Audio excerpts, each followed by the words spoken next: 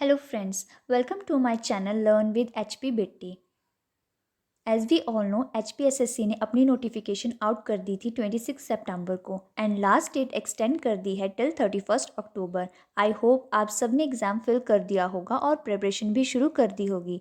I am here to guide you with your exam and mainly focus on HP JOA IIT exam plus HP GK thoroughly. So please subscribe my channel for more updates. In this first class, we will learn about generation of computers plus some questions based on this. Let's get started. We all know what is computer, but sometimes we confuse with some terminologies, so let's revise it. Computer is a programmable machine. Computer is a machine that manipulates data according to a list of instructions. Computer is any device which aids human in performing various kinds of computations and calculations. जो हमें यहाँ ध्यान रखने वाले points हैं वो हैं programmable machine and second one is machine that manipulates data. Third one is it performs different kinds of computation and calculations. Move on to next slide. First generation computers. The time period of first generation computer is 1940 to 1956 and this is the first generation computers. Look at the picture.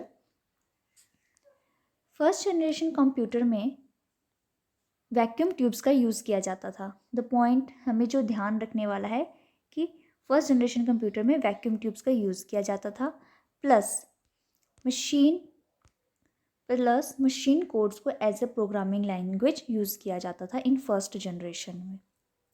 Okay, so look at some examples of this generation. First one is ENIAC, second one is UNIVAC, third one is EDSAC and it's EDSAC, next is EDVAC and okay, so these you have to learn these, the full form of these computer generations. Okay, mostly examiner जो है पूछ लेता है ENIAC की full form पूछ लेता है, ईडीवैक की फुल फॉर्म पूछ लेता है, इसलिए आपको इसको याद करना है। Move on to next slide. Second generation computers. The time period of this generation is 1956 to 1963. In this generation transistors were used. हमने देखा फर्स्ट जनरेशन में वैक्यूम ट्यूब्स का यूज़ किया गया था और सेकंड जनरेशन में ट्रांजिस्टर्स का यूज़ किया गया। ये हमारे सेकंड जनरेशन के कंप्यूटर्स हैं। Now the point to be, यहाँ पे जो ध्यान रखने वाला पॉइंट है वो है कि इस जनरेशन में ट्रांजिस्टर्स का यूज़ किया गया था। जो ट्रांजिस्टर्स थे वो कंप्यूटर्स को cheaper, more compatible in size, more reliable, faster बनाते थे as compare to first generation computers and also consume less power. Okay, and और इस जनरेशन में assembly language like high level programming languages like Fortran and COBOLs were used. जब transistors का use किया गया तो जो स्पीड थी वो कंप्यूटर की इंक्रीज़ हुई. जैसे जैसे एनहांस्ड टेक्नोलॉजी आती गई कंप्यूटर्स में एडवांसमेंट होती रही, उनका साइज़ रिड्यूस हुआ, उनकी स्पीड में फ़र्क आया, उनकी रिलायबिलिटी इंक्रीज़ हुई. Okay, now move on to next slide. Some computers of this generation. आप इसकी एग्जांपल्स को देख सकते हैं, ये कुछ एग्जांपल्स हैं सेकेंड जनरेशन की. Okay, move on to next slide. Third generation computer. The time period of third generation computer is 1964 to 1971 and integrated circuits were used in this generation. तो अभी हमने देखा फर्स्ट जनरेशन में vacuum tubes का use किया गया, second generation में transistors का यूज़ किया गया एंड थर्ड जनरेशन में इंटीग्रेटेड सर्किट्स का यूज़ किया गया, ICs. Okay, look at this picture. These are, ये थर्ड जनरेशन के कंप्यूटर्स हैं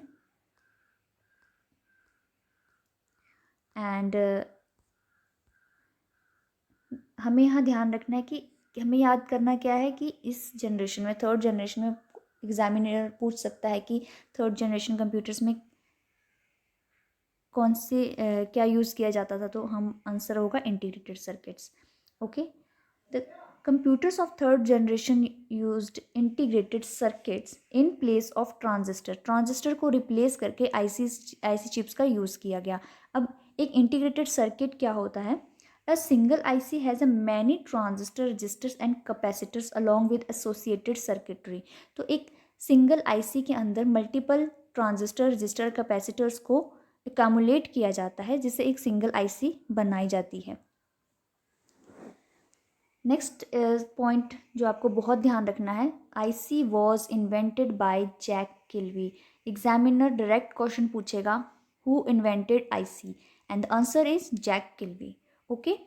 इन this generation remote processing, time sharing, multi programming operating system were used.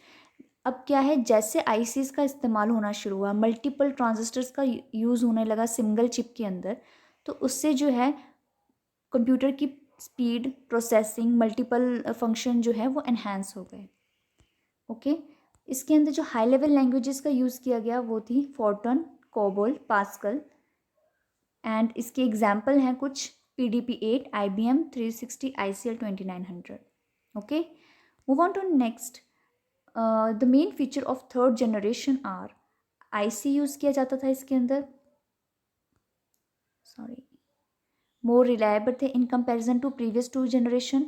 Smaller size हो गया इसका, generation less heat, faster, less maintenance, costly, AC required, consume less electricity, supported high level languages.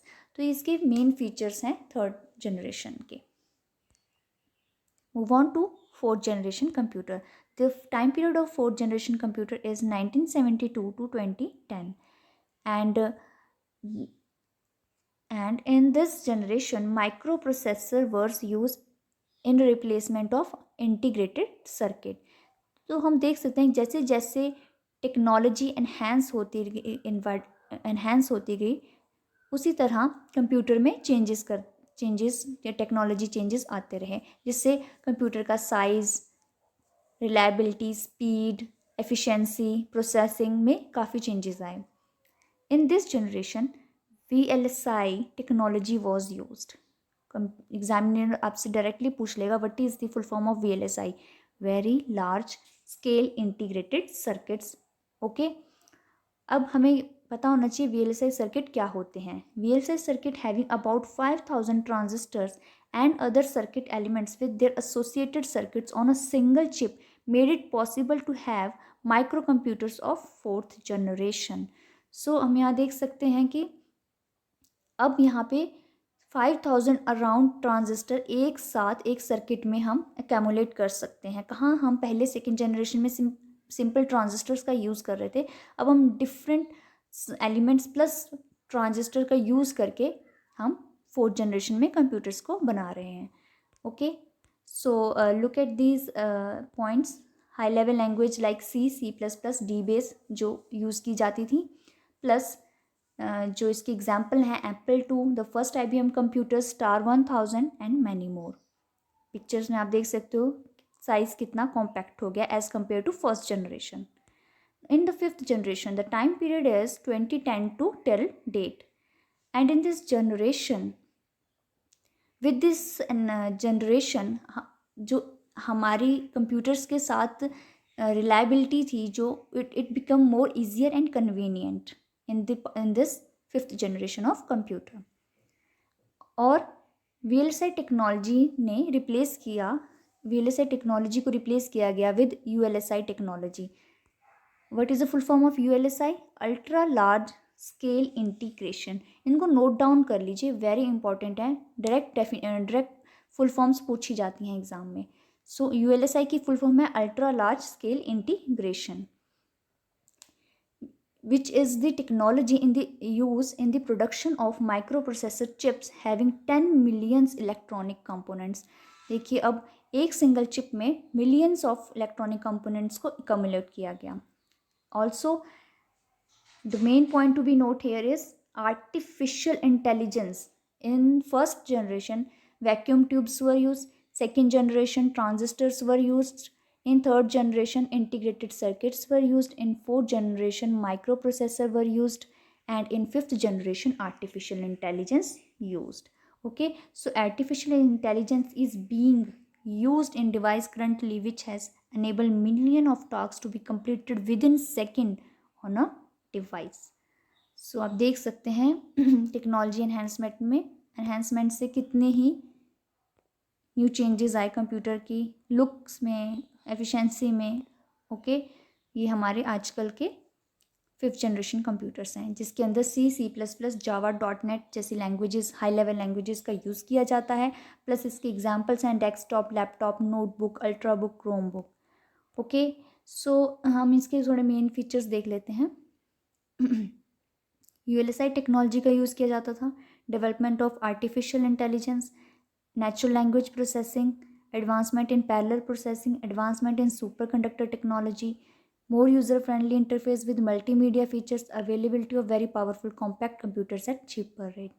Okay, so sorry, so this is, ये थोड़े से इसके important points हैं. इसमें main important है NLP. डायरेक्ट क्वेश्चन पूछ सकते हैं, what is the full form of NLP. So that is natural language processing.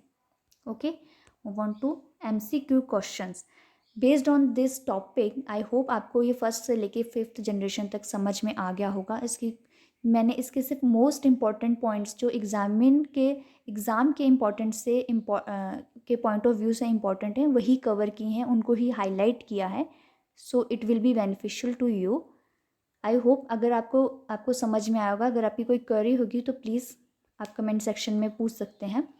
Now अब हम MCQ क्वेश्चन देखेंगे कि किस तरह के क्वेश्चन एग्जाम में पूछे जा सकते हैं. फर्स्ट क्वेश्चन है, विच of this is not an example of first generation computer. First ENIAC, second is universal automatic computer, C PDP-8 and D is EDSAC and E is EDVAC. तो इसमें से कौन सा फर्स्ट जनरेशन का computer नहीं है. हमने पहली फर्स्ट स्लाइड में ही देखा था. तो यहाँ पे ENIAC भी फर्स्ट जनरेशन का है, यूनिवर्सल ऑटोमेटिक कंप्यूटर भी फर्स्ट जनरेशन का है. PDP-8 is not the first generation computer. तो हमारे पास आंसर हो जाता है C. Yes, answer is C. Move on to next question. Next question is, which of this is not an example of micro computer. Personal computer, palm top, laptop, tablet, okay, and LAN. So it's a very basic question. Personal computer भी micro computer है, palm top भी, laptop, tablet, but LAN is not a micro computer.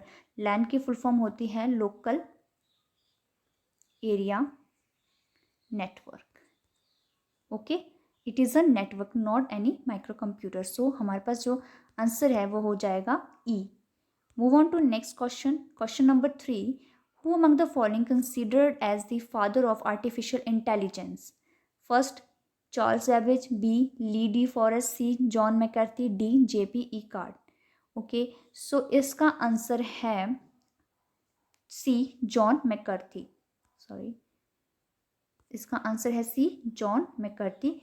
और अगर हमसे पूछ जाए who is the father of computer तो answer होगा Charles Babbage, father of computer. Okay, so answer है C John McCarthy is the father of artificial intelligence. Okay, now move on to next question. Question number 4, which was the world's first successful electronic computer. A option Param, B Cray 1, C Pascaline, D ENIAC electronic numerical integrator and computer. Okay, so इसका answer है answer D. First world का successful electronic computer था ENIAC. Okay, now move on to next question. Question number 5, which of the following is the first calculating device. Abacus, calculator, Turing machine, Pascaline. So इसका answer है abacus. Abacus was the first calculating device. Okay, I hope आपको ये class पसंद आई होगी. Thank you.